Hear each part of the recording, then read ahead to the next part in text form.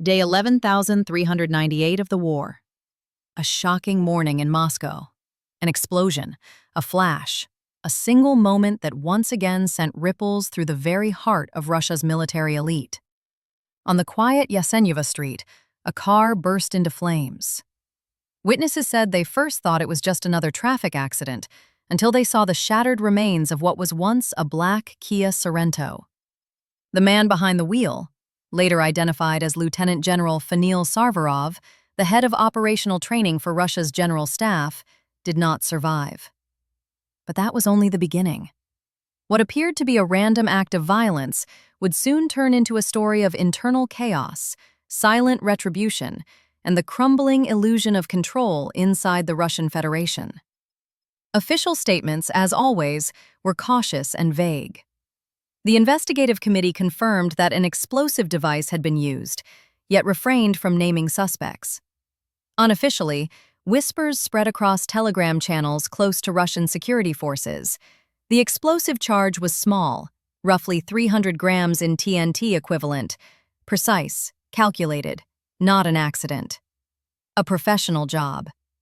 Ukrainian special services, some speculated. Internal cleansing, others countered. One thing was certain, Sarvarov's death wasn't random. It was a message. Sarvarov was no ordinary general. His military path stretched from the wars in Chechnya and Ossetia to the bloody campaigns in Syria and, more recently, Ukraine. His name was known among the top brass, respected and feared for his role in operational command structures. His removal, right in Moscow, not at the front lines, left a sense of shock even among those accustomed to daily reports of losses. And while officials spoke of possible Ukrainian involvement, the truth might be more complicated and more uncomfortable for the Kremlin. This explosion, though dramatic, was only the surface of a much larger story unfolding both in Moscow and in occupied Crimea. While the Kremlin tries to project strength, the system beneath is tearing itself apart. What's happening is not simply war abroad, it's a slow-motion implosion at home. The same day Sarvarov's car exploded, another, quieter execution took place hundreds of kilometers away, one that revealed just how deep the rot has spread within Russia's own ranks. But before we go there, pause for a moment and think about this. A top general, responsible for training Russia's forces, eliminated in the capital, the most secure city in the country. Surveillance cameras everywhere, special services on every corner, and yet, no one saw it coming. Or maybe someone did, and let it happen. Stay tuned, because in just a moment, we'll look deeper into who might have wanted Sarvarov dead, and why this killing might not be the act of a foreign enemy at all, but a deliberate strike from within. Before we continue, don't forget to support independent journalism. Your comment, like, and subscription help this video reach more people and break through the propaganda wall. The next part reveals the true scale of what's happening behind the Kremlin's closed doors, and how one mysterious killing in Sevastopol ties it all together. The investigation into the death of Lieutenant General Fanil Sarvarov had barely begun when another story surfaced, one that added an even darker layer to the already complex picture. In Sevastopol, in the annexed territory of Crimea, a man known among Russian paramilitary circles as Ispanets, real name Stanislav Orlov, was found dead. Not by accident, not in battle, but in what now appears to have been an organized execution. He was the leader of a notorious unit known as Española, a quasi-independent paramilitary formation that operated under the Russian flag but often clashed with Chechen forces loyal to Ramzan Kadyrov. That internal rivalry, once hidden behind slogans of patriotism, had turned deadly. According to the independent outlet Astra, Orlov was killed on December 4th in a small settlement called SNT Flotsky. CCTV footage obtained by journalists shows 4 vehicles arriving at his home around noon. Men in masks and uniforms stepped out, automatic weapons in hand. Neighbors reported hearing a short burst of gunfire. Within minutes, silence. Hours later, at 6:36 p.m., an ambulance finally appeared. The body of Stanislav Orlov was carried out. No signs of resistance, no attempt to fight back. He knew exactly what was happening, and that there was no point in running. Sources inside Russian law enforcement told Astra that the official reason for the operation was suspicion of illegal arms trading and organized crime. But as the journalists carefully noted, there was no real investigation, no public statement, no acknowledgement from the investigative committee. The entire incident was erased from the official record. What remained was the impression that this was not an arrest gone wrong, but a purge. A cleansing of elements that had outlived their usefulness. Española, as insiders explain, was a chaotic blend of football hooligans, neo-Nazis, and self-proclaimed patriots who volunteered to fight in Ukraine. They were aggressive, fiercely independent, and openly disdainful toward both the Russian Ministry of Defense and Chechen units. For months before Orlov's death, their telegram channels had gone silent, their members dispersed, their commander increasingly isolated. The pattern was clear. First, disbandment, then liquidation. Eyewitnesses from Sevastopol told Astra that the killers operated like professionals, and that the delay of 6 hours before the ambulance arrived was not a mistake, but part of the plan. There was no need to hurry. It was not an operation to detain, one of them said. It was an operation to erase. This is not an isolated case. The same method was used months earlier against Igor Mangushev, another ultranationalist figure, who was shot in the head at a checkpoint. Before that, the mysterious plane crash that killed Yevgeny Prigozhin and his top Wagner command.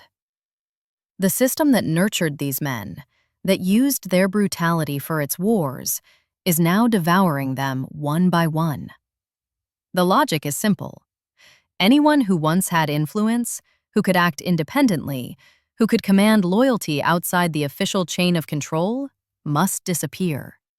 And this is what ties the story of General Sarvarov to that of Stanislav Orlov.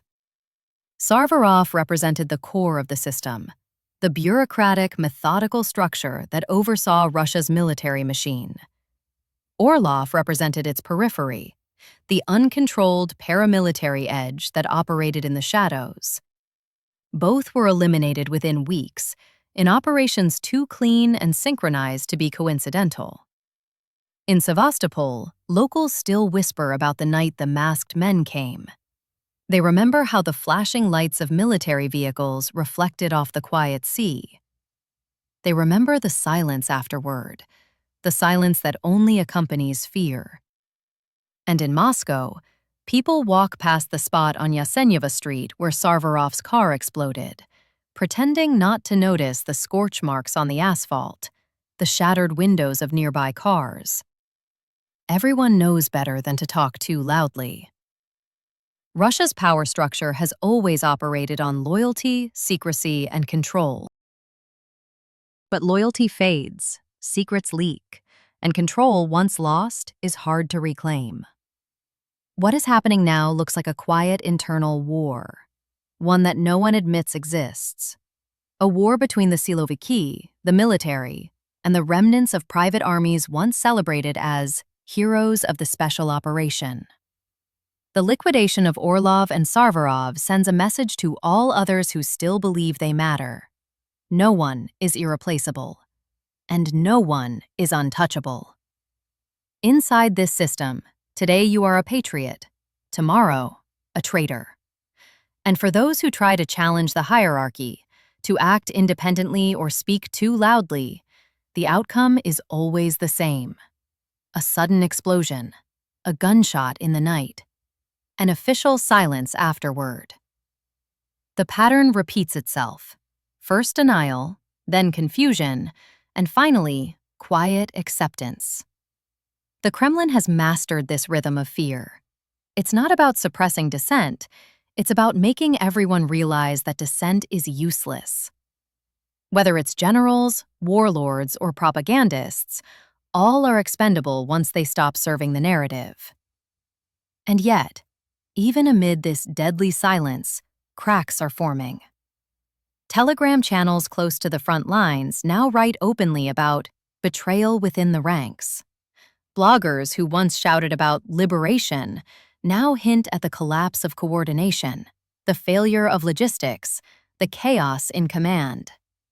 The morale among soldiers, both regular and irregular, is sinking. They see their leaders vanish, their promises broken, their own sacrifices ignored. What remains is fear and cynicism.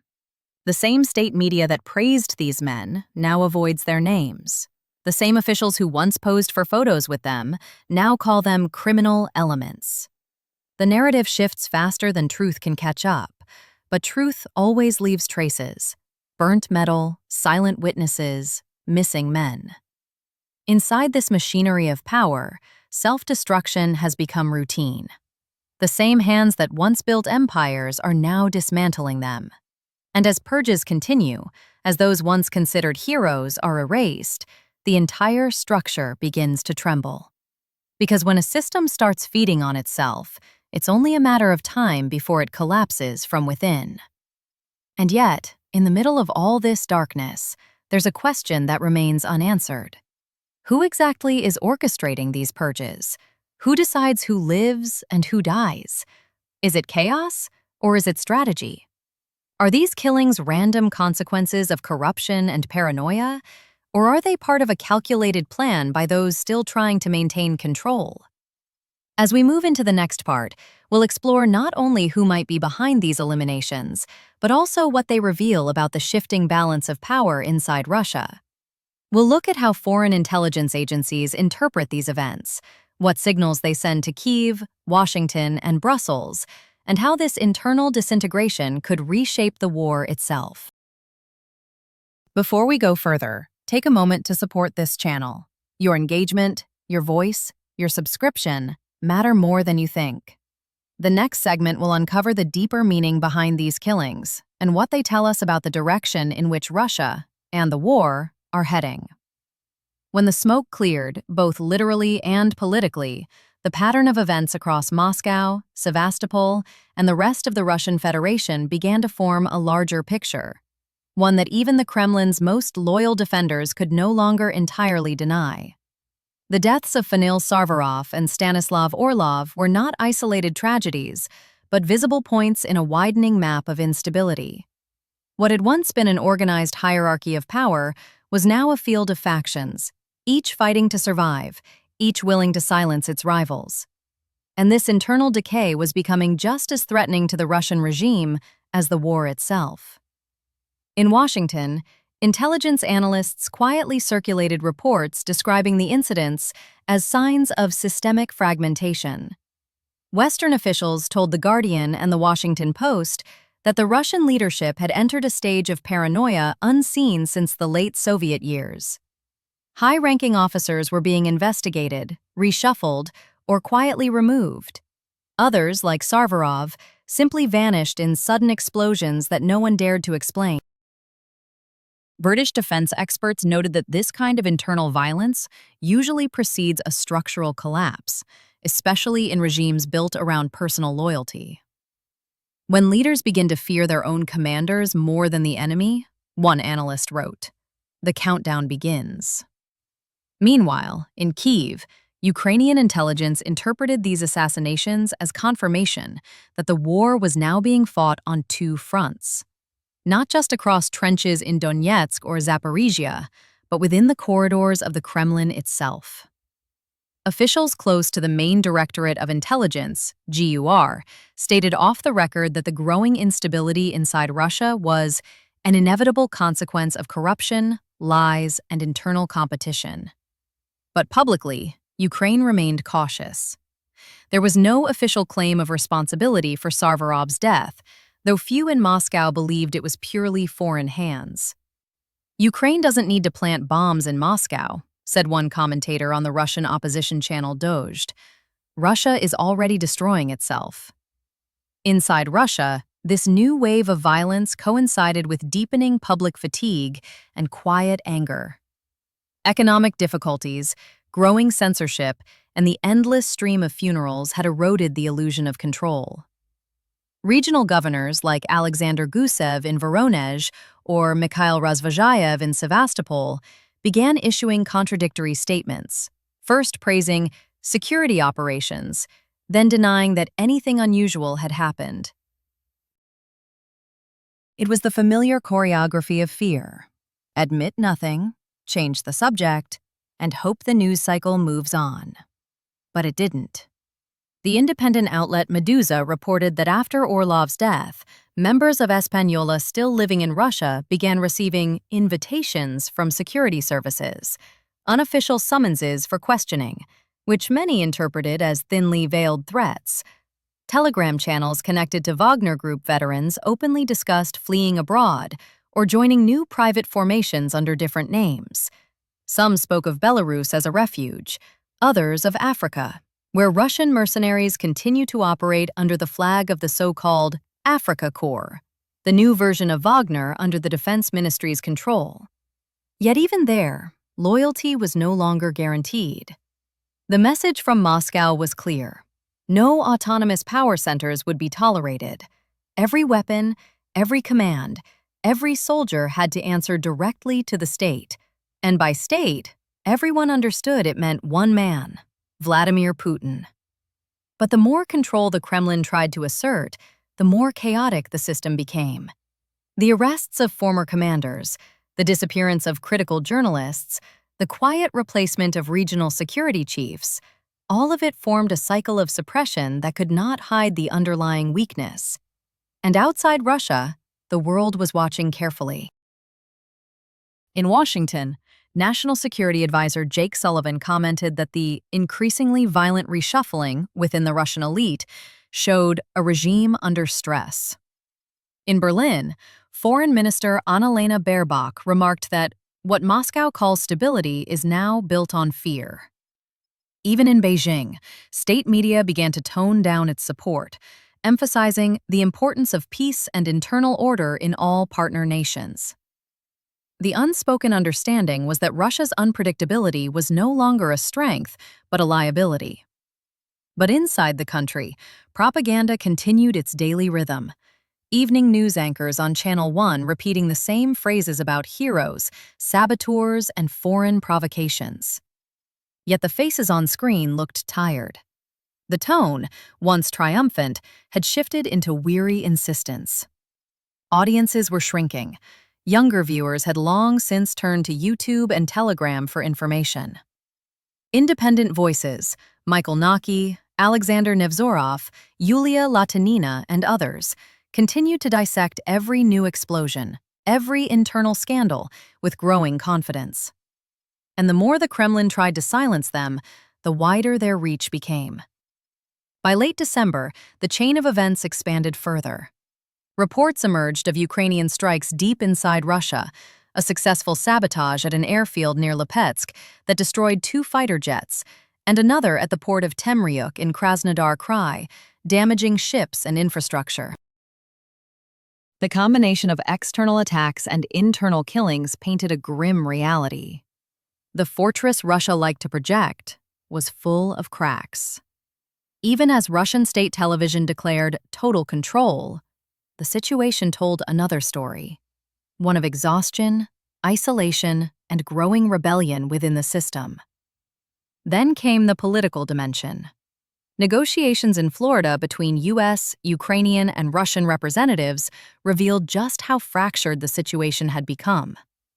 American diplomat Jonathan Witkoff, acting as an intermediary, released statements that sounded optimistic but hollow. "There is progress, and the parties remain committed to peace," he said. Yet the details were missing. The Ukrainian side, represented by Rustem Umerov and Yuri Ignat, insisted on firm security guarantees and accountability. The Russian delegation, led by Dmitry Dmitriev, repeated vague promises about mutual understanding.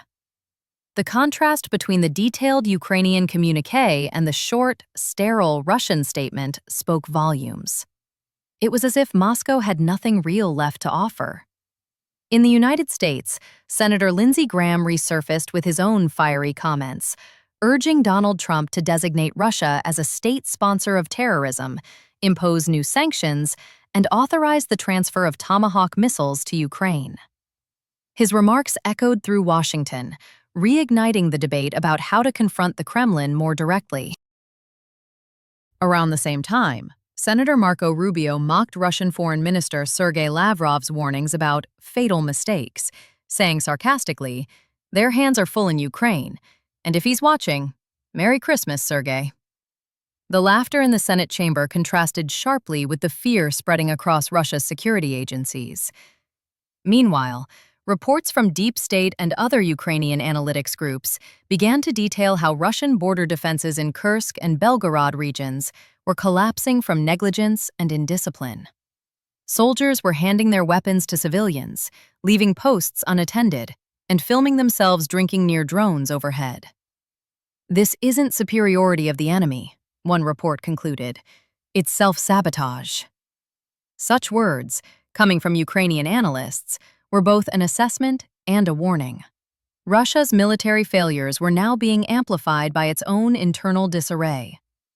At the same time, ordinary Russians began to speak out in ways unseen since the start of the full-scale invasion. In the city of Sudzha, residents recorded a video appeal to Vladimir Putin, complaining about the loss of housing, canceled payments, and broken promises. Their message was raw and desperate.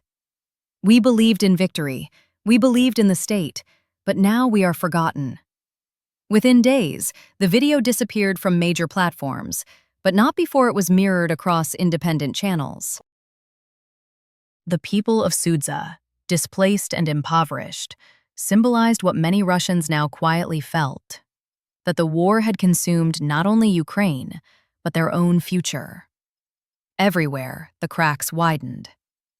Military correspondents like Alexander Kotz, once fervent supporters of the invasion, began publishing grim descriptions of life in occupied territories: destroyed villages, no reconstruction, civilians surviving in ruins.